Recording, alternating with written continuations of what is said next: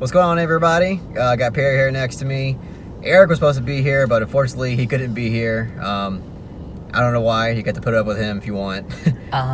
He found out that Lucas Hedges was in the film we're reviewing today, and he That's decided right. not to come. He boycotted it because of Lucas Hedges. I'm just kidding. Yeah, so the film that we are reviewing today is called Waves, and is written and directed by Trey Edward Shultz. And for those who don't know who Trey Edward Shultz is, he directed It Comes at Night and Krishna, I don't know how to pronounce it. Krisha. That's what it is. I haven't seen Krisha, but I have seen It Comes at Night, and I really loved It Comes at Night. I think it's a really great film. I know that it's really divisive, and some people absolutely hate it. I'm not one of those people. I thought it was a pretty brilliant film. And I gotta be honest though, even though I really loved It Comes at Night, I was pretty skeptical going into Waves because the marketing and the trailer for this, I'm sorry, it didn't do it for me. It seemed really generic. It seemed really like it's advertised as this kind of lighthearted, cliche family drama. And I watched the trailer and I was like, I don't know. I don't think I'm gonna be into this, even though I know it's A24. I know that it has a notable filmmaker behind it. I really wasn't sure what I was gonna get. And guys, this film absolutely blew me away. I'm gonna be straight up. It blew my expectations out of the water. Like, I just really didn't expect this film to really impress me on the levels that it did.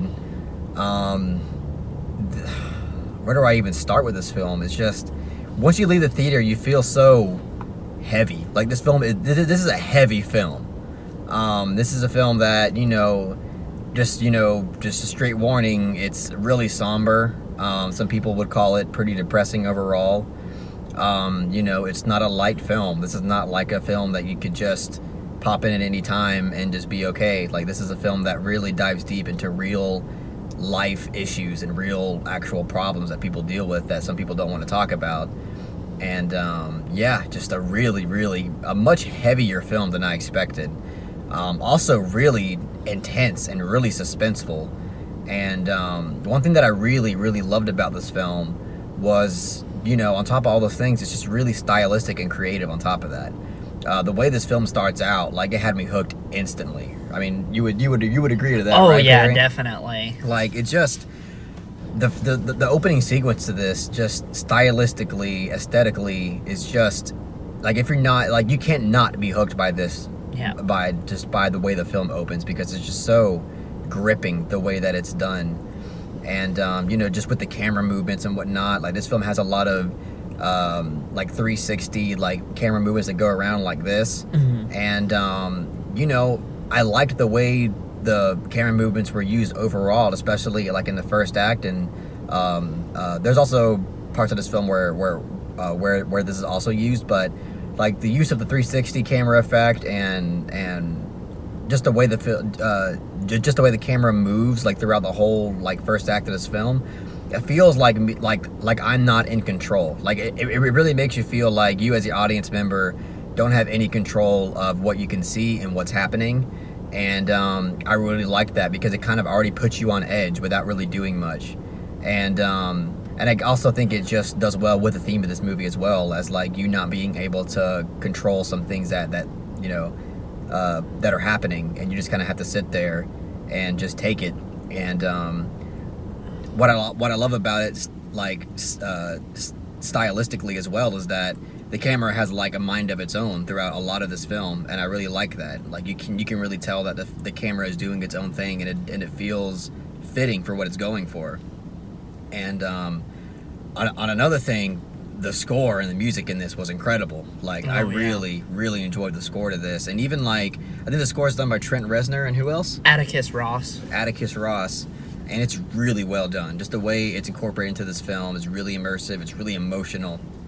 Incredibly emotional film, by the way, guys. Really emotional film.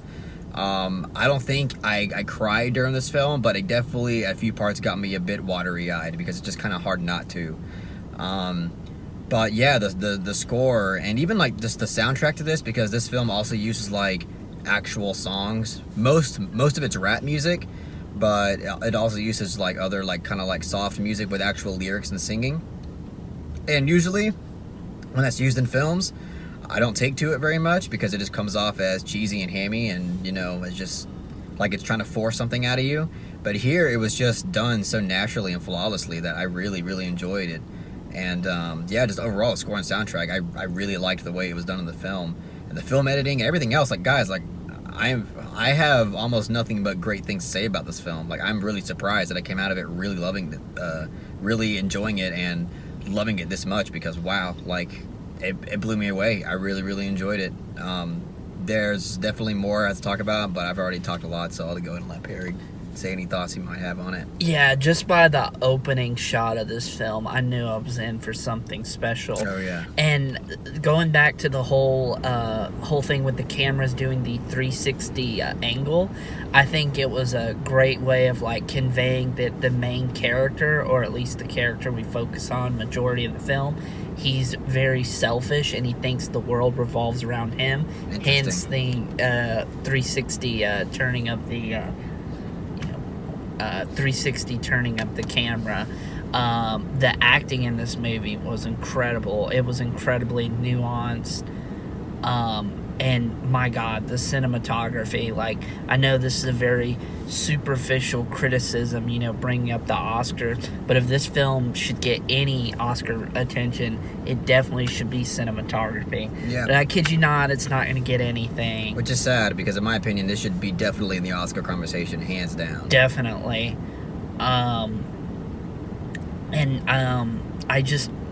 I love the themes that explored in terms of causality and like all of the actions everyone does, how it affects other people, and how shockingly like good things can come out of the worst situation. Yeah, I love that about it too.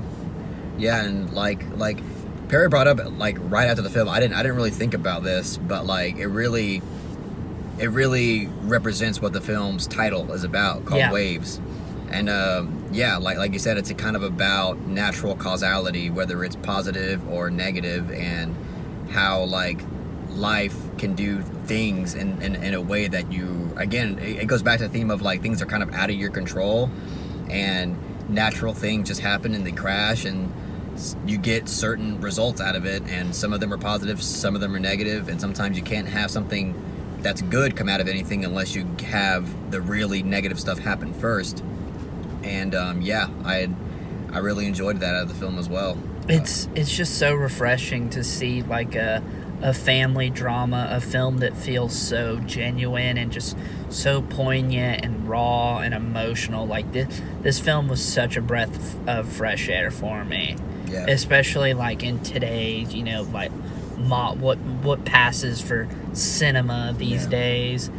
I gotta say, like, I've seen all of Trey Edward Shultz's films. He's only made 3, so that's not really much to brag about.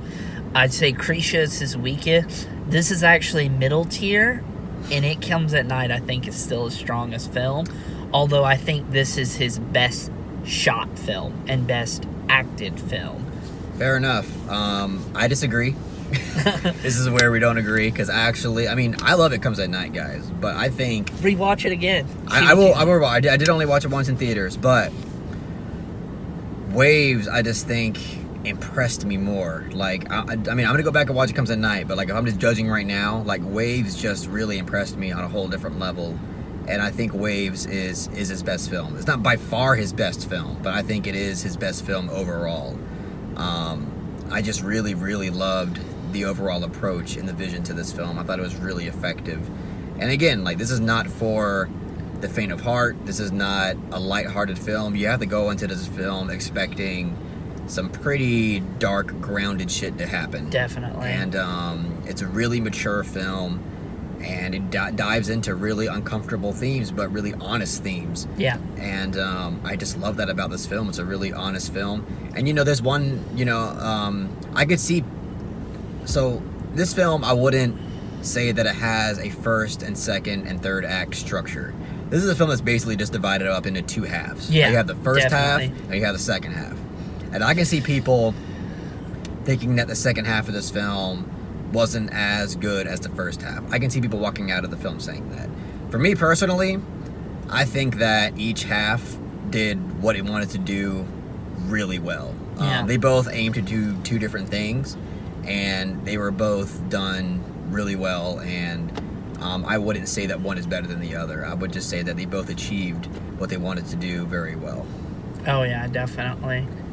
It's it's funny because it's like this is another one of those films where like people always have this misconception that the main character of the film is supposed to be likable, that you can't have a great immersive film with really unlikable characters, but the main character of this film is a selfish piece of garbage, but you're just so immersed and you're just so fascinated to see his story play out. And I love how Shultz, one recurring thing that he explores in both Krisha and this film is substance abuse.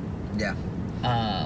Yeah, because like even though he is not a good person at all, and the film makes that pretty clear, I love how the film still lets you like it allows you to see him as a human being, though. Yeah, definitely. Like when like the events occur and the way that they unfold,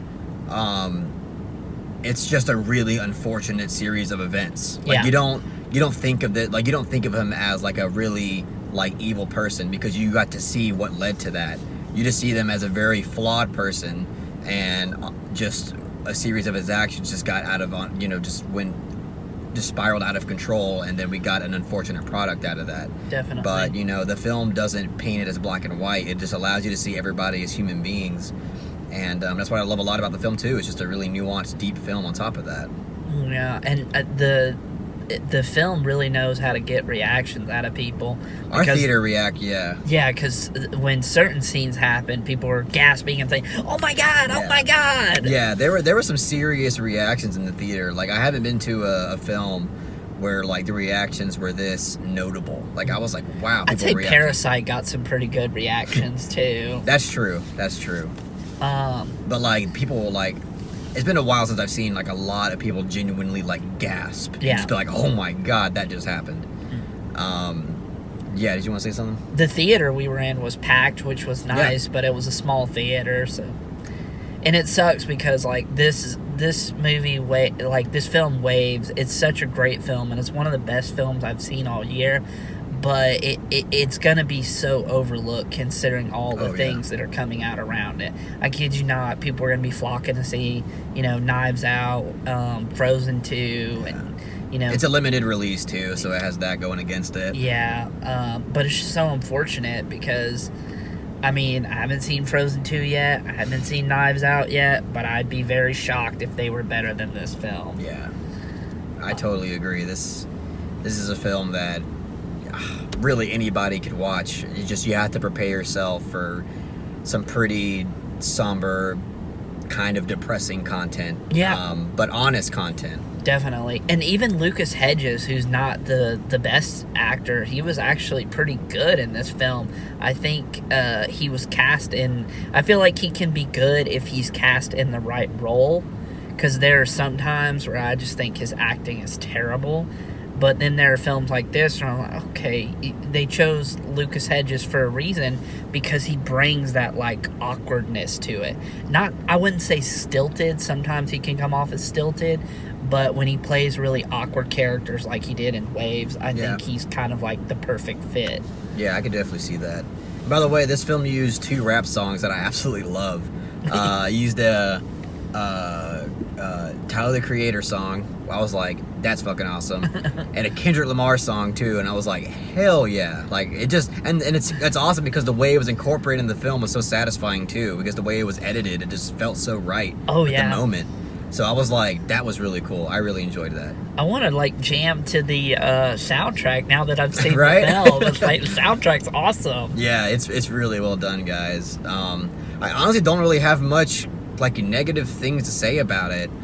I guess like some of the acting from the guy who plays the son in this movie at times felt like a little forced and not the most convincing. Mm-hmm. There was maybe like one moment like in the first act with the daughter that didn't feel the most convincing either. But overall, like the acting is actually really good. Like they act like this, especially when they have to sell stuff. They sell it. Like it's really really good. I wish I knew the names just right off the top of my head, but the guy who plays the father was excellent in this film. I think his name is Sterling Brown. Sterling Brown. Well, hopefully, I think that's correct. So, he was great in this film, and even the mom in this film was really good too. She was incredibly convincing. Oh yeah. Yeah, like I'm sorry. I'm trying to think of like more things that I didn't like about it, but I don't know. There's not really much. Like I really enjoyed like the vast majority of this film. Yeah, I think you liked the acting a little bit more than I did. Like, don't get me wrong, like I really enjoyed the acting, but there was a couple of moments where I wasn't like completely sold on, and there were some lines of dialogue I wasn't like 100% behind. Like I could definitely agree with that, dude. It makes sense like in the context of the film, but it's just like hearing someone deliver the line or those lines, it's like, oh. Yeah, there was a few pieces of writing in terms of dialogue that I didn't really take too much to, but like in the grand scheme of things, like I found the vast majority of the writing to be actually really good. Yeah. But there are some moments I agree that like I just didn't really take well to it. But in terms of visual storytelling, pretty much flawless. Yeah. And this film also like has this religious Christian kind of thematic quality going on for it. And surprisingly, the way it was incorporated, it didn't bother me because it didn't feel like the film was trying to preach Christian values onto me. I just felt like it uses Christianity as like a tool to express a theme about bonding and having like a family bond and I guess like connecting with something else that makes you feel better and gives you more hope to kind of like push on with any kind of struggles that you have in your life. And so even though like for people who know this channel, I'm the furthest thing from Christian, but it didn't really bother me the way that this film was using that kind of theme in this film. Yeah. What I hate is like how many like critics are like bashing this film just because Trey Edward Shultz is Caucasian, which is really to be stupid. Expected. I mean, it's awful that that we have to expect that, but this is obviously a film that deals with it has a black family as like the centerpiece of the film, and since it has a white director behind it, there's going to be people that are just ready to just rip it to shreds before even going into it. They're basically going into this movie wanting to rip it to shreds because of that notion. Yeah, definitely. And that's rather unfortunate because I think he did a great job.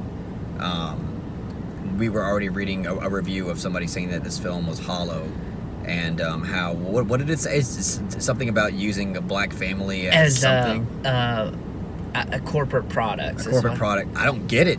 That makes absolutely no sense coming out of it. And I guarantee you, if he was an African-American director, that review would not even exist. Yeah. But since he's not, they're going to be really hypercritical about it. And it's just unfortunate because this is actually a really great film that I think both casuals and film lovers can go into it. Yeah. You just have to, again, just prepare yourself for some heavy shit because this film gets really heavy. Yeah, Schultz he hasn't had a miss yet. Like all of the films I've seen, like I said, Cretia's the weakest, but I still like that movie. But It Comes at Night and Waves, I absolutely love those films. An interesting fact, the first time I watched It Comes at Night, I didn't care for it because I was still making the transition from, like semi-casual to like Kino Lord. The cinema savant was not born yet. The Kino Lord. But after rewatching it, I think it's a fantastic film, and I think if you're a fan of A24, if you're a fan of art house films, if you're a fan of Schultz, even if you're a casual, like I would highly recommend this film. I think everybody should give this film a shot. Definitely. It's a really great film. So, I mean, with all that being said, guys, I'm going to go to give my grade. So, I'm going to give Trey Edward Shultz's Waves a 9 out of 10. Wow. It's a 9 out of 10 for me, dude. I really, really enjoyed this film. It blew my expectations out of the water, man. I really liked it. Nice. I wish I could say I was on the same page with Carlo. Don't get me wrong, I love this film. But I don't think I could rate it a 9. But it's still getting high praise. I'm gonna give Trey Edward Shultz Waves an 8.5 out of 10. You know, it's so interesting because I was thinking of giving it an 8.5 out of 10. Like, throughout, like, the whole, like, second half of this movie, I was like, is this going to be an 8 or an 8.5? I was thinking probably not a 9, but then just after it all ended and it was all done, I'm like, you know what? This shit deserves a fucking 9 for me. You've been giving a lot of 9s out lately. This and Jojo Rabbit. I was shocked. Oh, that's right. I did get Jojo I only Rabbit. gave... I didn't get to review Jojo Rabbit, but I only gave it an 8. I'm sorry if that's not high enough for you. I think an 8 is reasonable. I think it's reasonable. It's a very good movie. I don't know. If I come out really, really enjoying my experience, I'm just like prone to like, man, I want to give this film a high grade because like if a film can really give me just a really awesome experience in the theater without really much flaws about it, like I'm probably gonna give it a high 8 or a 9. Yeah. I just try to be... I always try to be careful, you know, because I always try to stay objective as possible.